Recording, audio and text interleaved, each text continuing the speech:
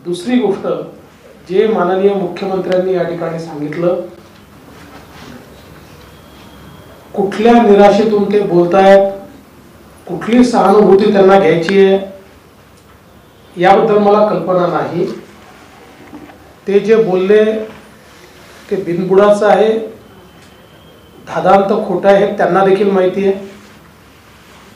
मराठा समाजाकरता मी काय केलं मुख्यमंत्र्यांनी आता सांगितलं आणि मराठा समाजालाही माहिती आहे।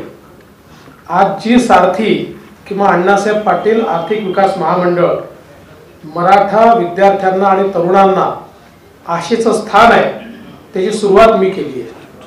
त्याच्या सगळ्या योजनांची सुरुवात मी केली आहे आणि त्याच्यानंतर माननीय मुख्यमंत्री महोदयांनी त्या सगळ्या योजना अधिक सुदृढ केल्या आहेत, त्या योजनांमध्ये वाढ केलेली आहे।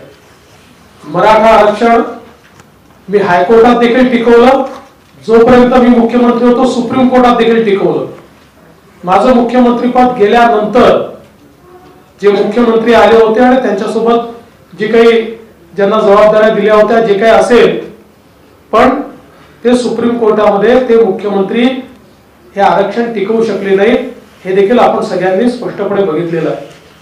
त्यामुळे कोणाच्या म्हणण्याने मराठा समाज त्या गोष्टीवर विश्वास ठेवेल असं मानणाऱ्यांपैकी मी नाही।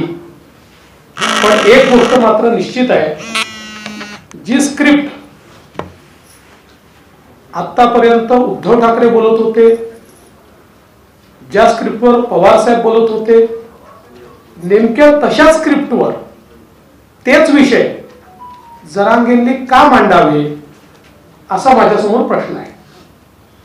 त्याच्यामुळे याच्या पाठीशी काय आहे काय नाही आहे मुख्यमंत्री महोदयांनी सांगितलं, त्याची काही कल्पना आमच्याकडे आहे, ती योग्य वेळी बाहेर येईल।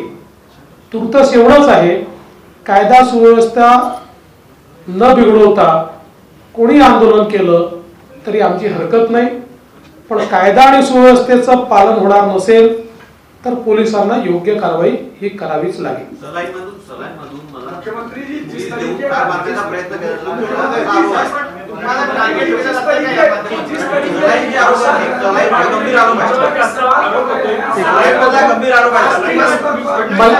मी तुम्हाला प्रश्न विचारला, सोडून द्या, तुमचा तरी विश्वास आहे का? मी तुम्हाला प्रश्न विचारतो, सोडून द्या, तुमचा तरी विश्वास आहे का? अशा गोष्टीला उत्तर तरी द्यायच्या, तुम्हालाही समजलं पाहिजे। तुम्ही मला असे प्रश्न विचारता, मला तुमचं आश्चर्य वाटतं।